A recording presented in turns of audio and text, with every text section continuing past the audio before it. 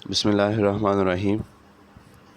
Students, exercise 1.3 का lecture number 2 शुरू करने जा रहे हैं हम, और इसमें हमारा टॉपिक है लिमिट्स ऑफ इम्पोर्टेंट फंक्शंस। तो जैसे लास्ट लेक्चर में कुछ बच्चे क्वेश्चंस कर रहे थे कि सर जैसे आपने एक थ्योरम पढ़ाया है क्वोशंट फॉर्म वाला, तो क्या कभी ऐसी सिचुएशन नहीं आएगी कि हमारी लिमिट अप्लाई करने से डिनोमिनेटर ज़ीरो हो रहा हो। तो मैंने उन्हें यही कहा था कि बेटा ऐसी फॉर्म्स हमारे सामने आएंगी, ऐसी सिचुएशंस हमारे सामने आएंगी, तो उस वक़्त उनको कैसे डील करना है वो आज आपको बताते हैं।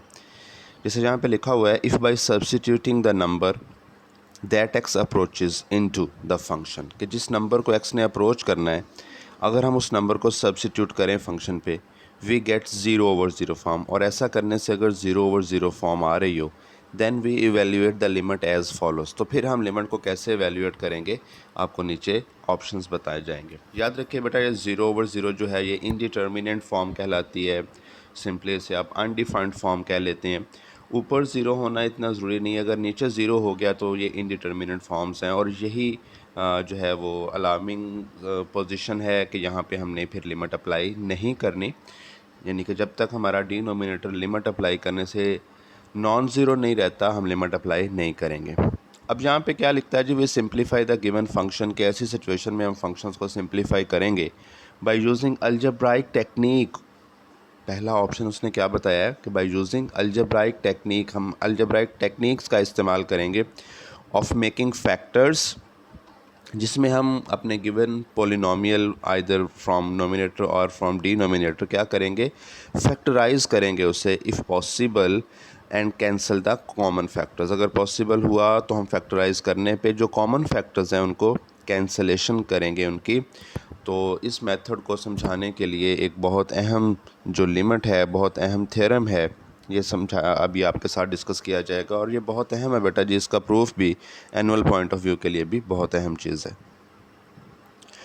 तो ठीक है, हमने यहाँ से ये सीखा कि अगर उस नंबर को जिससे लिमिट में अप्रोच करना है, अगर उसे सब्सिट्यूट किया जाए और ऐसा करने से हमारा फंक्शन जो है वो ओवर ज़ीरो वाली फॉर्म की शेप ले, तो हम लिमिट अप्लाई नहीं करेंगे बल्कि कुछ अलजेब्राइक टेक्निक्स का इस्तेमाल करेंगे। जिसमें से पहली टेक्निक में क्या है हमारे पास कि हम फैक्टराइजेशन करेंगे और अगर पॉसिबल हुआ तो कॉमन फैक्टर्स को कैंसिल करेंगे।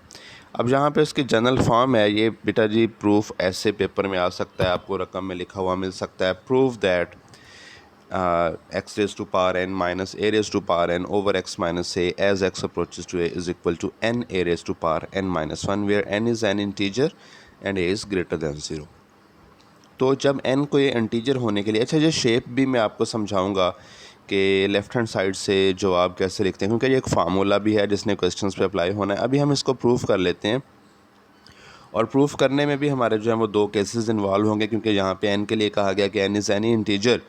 तो यहाँ पे हम उसके दो केसेस डील करेंगे, एक बार n को पॉजिटिव इंटीजर रखते हुए और फिर एक बार n को नेगेटिव इंटीजर रखते हुए। तो बच्चों लेफ़्ट हैंड साइड उठाइए और उसमें देखिए x अप्रोचेस टू a आपकी लिमिट है, तो x की जगह पे a सब्स्टिट्यूट कीजिए।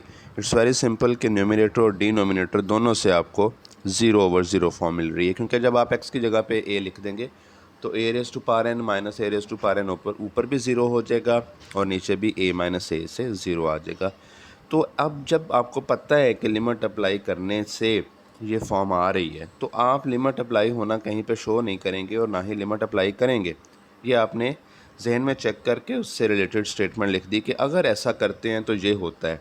सो we make factors as follows. अब इस सिचुएशन में हमें क्या करना है, अपने दिए गए पोलिनोमियल को फैक्टराइज करना है।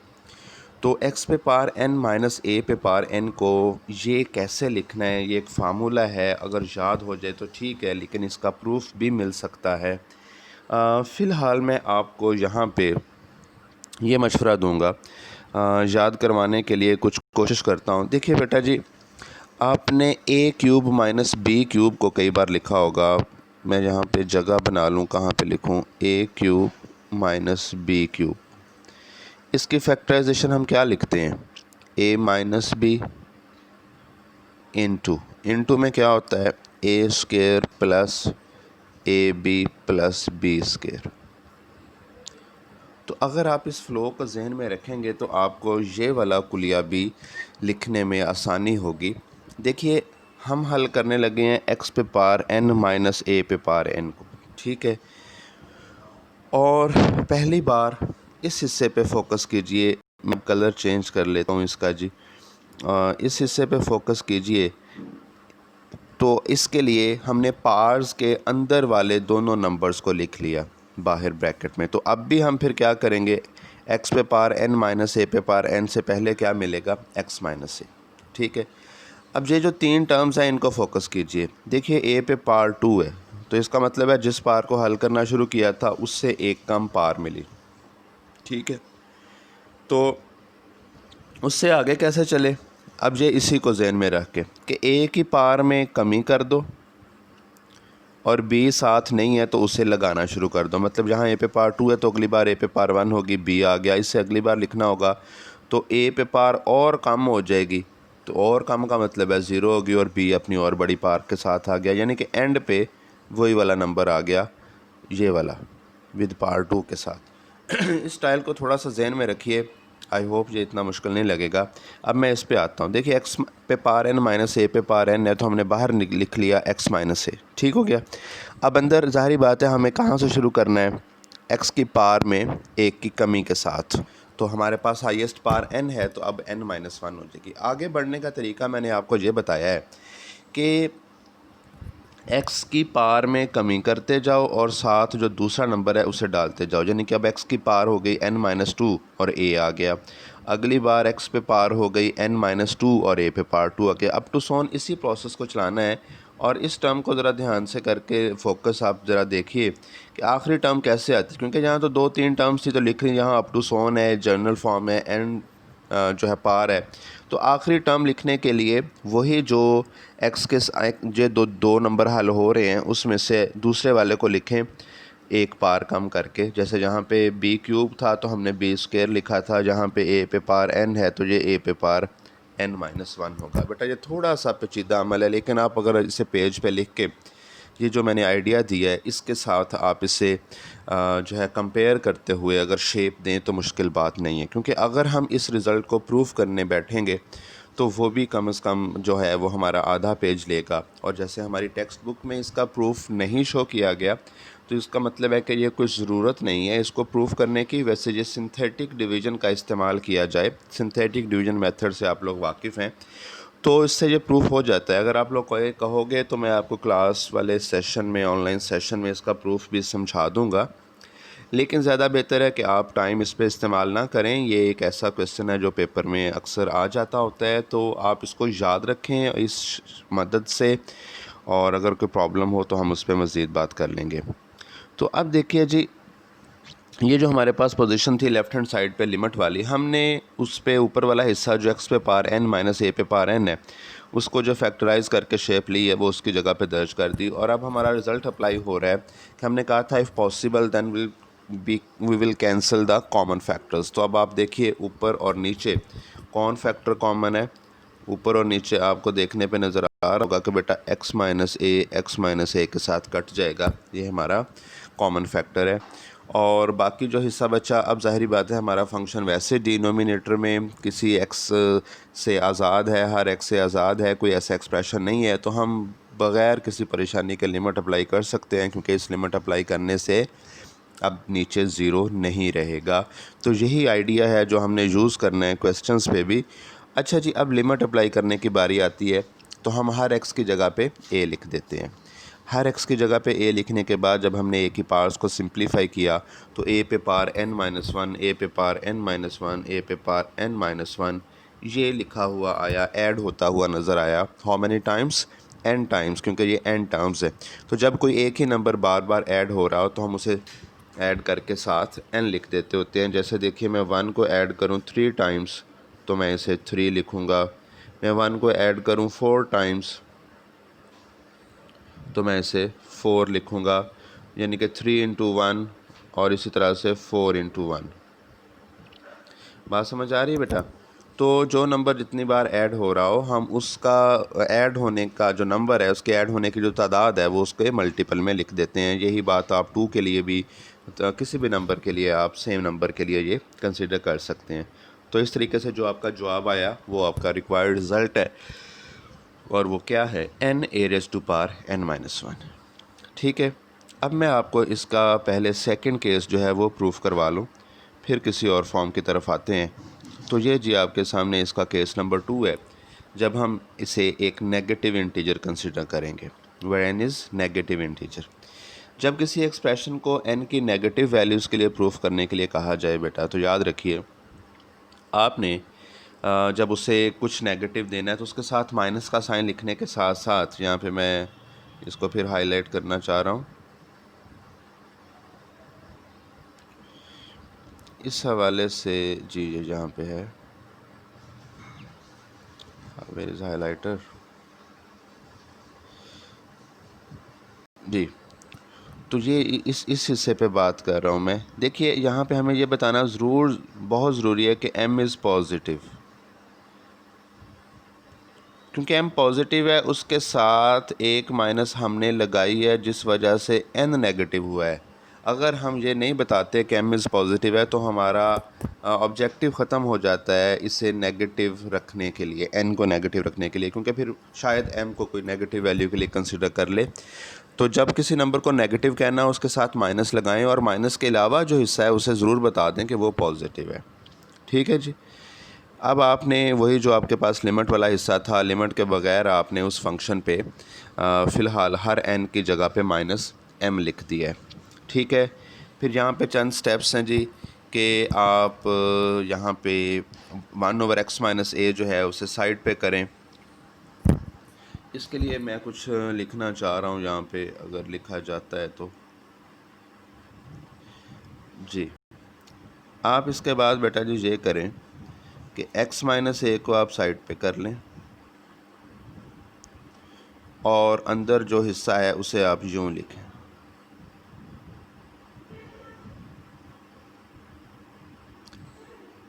आपको समझ आ गई होगी बात।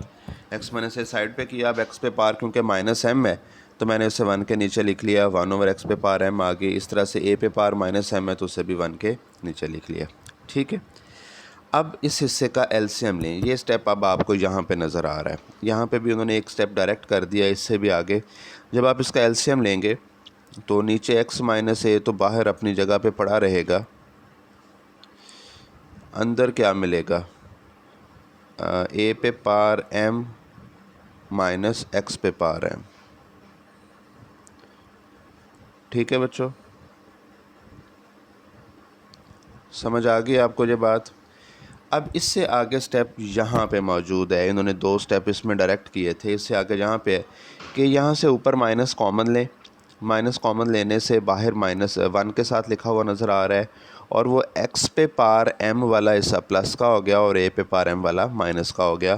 तो अब आपको ये शेप नज़र आ रही है जिसे मैंने एरो के साथ हाईलाइट किया। ठीक है, इस तक पहुँचने के लिए जो दरमियान में 2 स्टेप्स थे वो मैंने आपको शो कर दिए। आगे बढ़ते हैं जी। अब आपने क्या करना है, इन दोनों हिस्सों के साथ लिमिट लैदा कर दें, और अब इन्हें फिर से लैदा करते वक्त x पे पार m -a पे पार m के साथ x - a वाला हिस्सा लिख दें, और -1 के नीचे x पे पार m a पे पार m कर दें। दोनों के साथ लिमिट लैदा कर दें। अब इसमें एक और बात बतानी पड़ेगी, वो ये है कि जो आपके पास ये शेप है इतनी, इस पे जब आप लिमिट अप्लाई करेंगे तो ये आपका केस 1 है। अब केस 1 को थोड़ा सा समझने की कोशिश कीजिए। एक्चुअली क्या था कि हमारे पास लिमिट होगी, x पे पार n था -a पे पार n ओवर x - a। तो बेटा अब इस शक्ल को भी समझने की कोशिश कीजिए कि जब ऊपर, इस पे ज़रा गौर करना, जवाब कैसे लिखना है ये बताने लगा हूँ। पार्स के अंदर जो नंबर हैं वही डिनोमिनेटर पे हों विदाउट पार्स। जैसे ऊपर x पे पार n -a पे पार n है तो नीचे x - a, ऊपर x पे पार 3 - 2 पे पार 3 हो तो नीचे x - 2 हो, और वो x 2 को अप्रोच कर रहा हो, जैसे जहाँ x a को अप्रोच कर रहा है। तो इस केस का जवाब लिखने के लिए बेटा जी हमें सिर्फ एक टर्म हेल्प करती है, ये। इससे जवाब बनता है, कैसे बनता है, कि पार शुरू में ले आनी है, उसे एज़ इट इज़ लिख के उसकी पार में एक की कमी कर देनी है। ये इसका जवाब लिखने का तरीका होता है। कांस्टेंट वाला जो हिस्सा है जिस पे पार है, वो पार को उसका कोफिशिएंट बना दें, शुरू में लिख लें और उसे एज़ इट इज़ लिख के उसके पार में एक की कमी कर दें। तो ये फॉर्मेट जब भी अप्लाई हो रहा हो तो आप ये जवाब फ़ौरन से लिख सकते हैं। फिर लिमिट अप्लाई नहीं करने बैठ जाना, क्योंकि लिमिट अप्लाई करके तो हमने रिज़ल्ट प्रूफ कर लिया ना।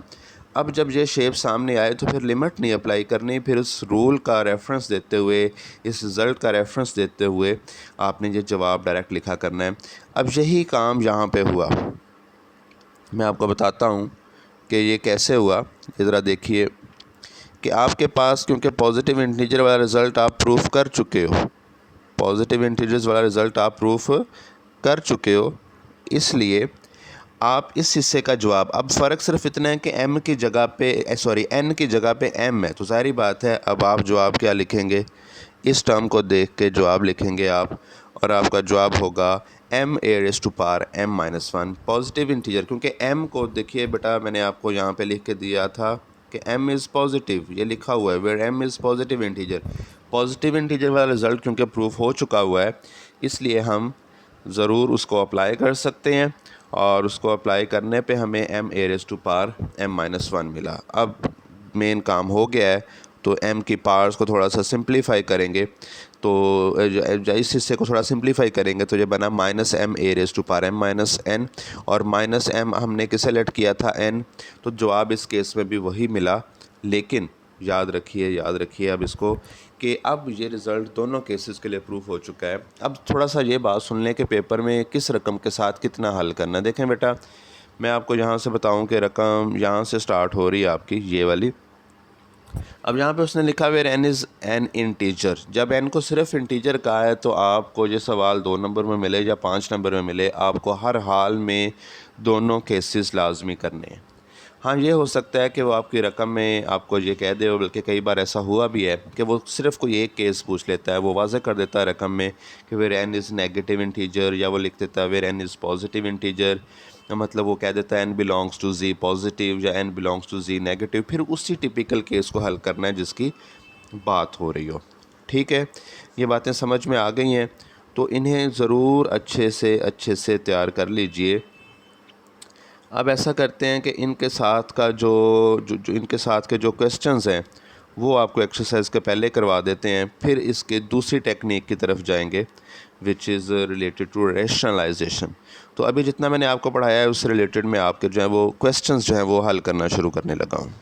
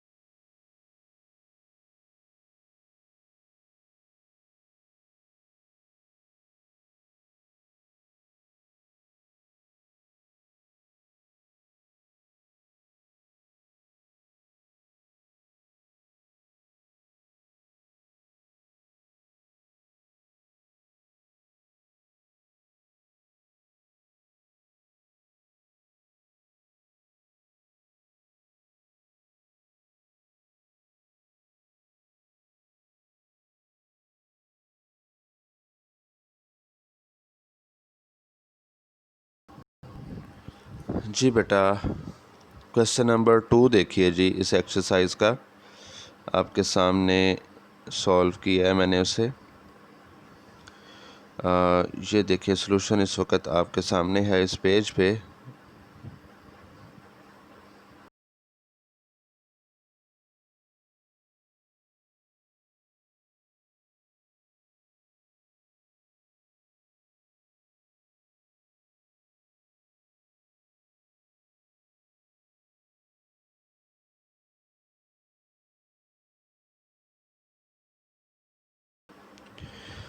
तो क्वेश्चन नंबर 2 की रकम क्या है, वो कहता है evaluate each limit using algebraic techniques, जैसे मैंने आपको रिज़ल्ट पढ़ाया था कि अलजेब्राइक टेक्निक्स का इस्तेमाल करना पड़ सकता है। तो यही उसने कहा कि हर लिमिट को अप्लाई करें अलजेब्राइक टेक्निक्स का इस्तेमाल करते हुए।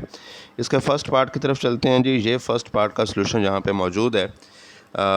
तो यहाँ पे उसने डायरेक्टली ये लिखा कि एज एक्स पे power 3 minus x over x plus 1 is of 0 over 0 form if we put x equal to -1। आप कह रहे हो कि x की जगह पे -1 क्यों पुट किया है? तो इसके साथ पहले पार्ट की रकम में देखें लिमिट है क्या, x अप्रोचेस टू -1 है। तो ये बिल्कुल क्लियर है कि जब हम x की जगह पे -1 इसमें लिखेंगे तो ज़ाहिरी बात है 0 ओवर 0 फॉर्म आ रही है, और यही बात हम उसे यहाँ पे बता रहे हैं। इसलिए वो आगे फैसला क्या करता है, सो वी फैक्टराइज न्यूमरेटर। क्या कहता है कि ऐसी सूरत में हम न्यूमरेटर को फैक्टराइज करते हैं। और बेटा फैक्टराइजेशन यहाँ पे बिल्कुल मुश्किल नहीं है। एक्स क्यूब माइनस एक्स है, आप इसमें से एक्स कॉमन लें तो अंदर एक्स स्क्वायर -1 आ जाएगा। उस एक्स स्क्वायर -1 को आप अगले स्टेप में लिख लेंगे एक्स प्लस 1 इंटू एक्स -1।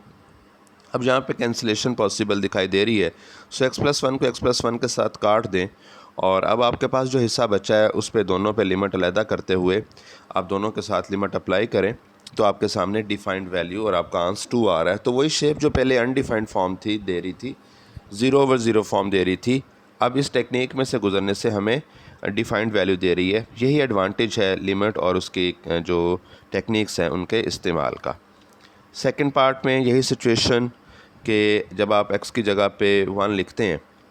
अच्छा ऐसा है कि वैसे यहाँ पे x की जगह पे 1 लिखने पे जवाब अनडिफाइंड नहीं हो रहा, सो ऐसी कोई ज़रूरत नहीं है अलजेब्रिक टेक्निक के इस्तेमाल की। आपने क्या किया, ऊपर से x कॉमन लिया, नीचे से x कॉमन लिया, और उसको काट के थोड़ा सिंप्लीफाई करके आपने लिमिट अप्लाई कर दी।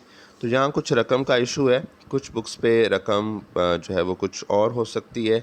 अगर इस रकम के साथ इस क्वेश्चन को डील करना है तो इट्स ओके, ये डिफाइंड वैल्यू दे रहा है, हमें अलजेब्रिक टेक्निक कुछ ख़ास यूज़ नहीं करनी पड़ी, सिर्फ सिंप्लीफिकेशन हमने थोड़ी सी कर दी, उसकी भी कोई ख़ास ज़रूरत नहीं थी। चलिए जी, यहाँ पे देखिए थर्ड वाले में भी कहता है एक्स की जगह पे 0 पुट करें, सॉरी एक्स की जगह पे 2 सब्सिट्यूट करें तो 0 ओवर 0 फॉर्म आ रही है। सो हम फैक्टराइज करते हैं। तो फैक्टराइजेशन में एक्स क्यूब माइनस 8 को, जैसे अभी आज के लेक्चर में a cube minus b cube का फार्मूला मैंने बाई चांस लिखा हुआ था, वही उसी को अप्लाई करें तो a minus b into a square plus A B plus B square. Common factors को कैंसिल कर दें, लिमिट अप्लाई करें, डिफाइंड वैल्यू मिल रही है। तो ये बेटा जी ओवरऑल थीम है इस लेक्चर का। इस लेक्चर को थोड़ा सा मैंने शॉर्ट कर दिया, 2 हिस्सों में बना दिया। वो इसलिए कि ये जो आपकी फैक्टराइजेशन वाली टेक्निक है इससे रिलेटेड क्वेश्चंस अलहदा से हो जाएं, और उसके बाद जो आगे चल के ये सारे जो पार्ट्स चल रहे हैं ये इसी तरीके से हल होने हैं। हाँ, ये इसके 6 पार्ट तक, पहले 6 पार्ट आप इसके हल करें इस टेक्निक के साथ। उसके जो बाकी पार्ट्स हैं उसके लिए दूसरा जो आपका आइडिया है रैशनलाइजेशन का, अलजेब्रिक टेक्निक का दूसरा ऑप्शन, उसको मैं इस्तेमाल करना आपको सिखाऊंगा।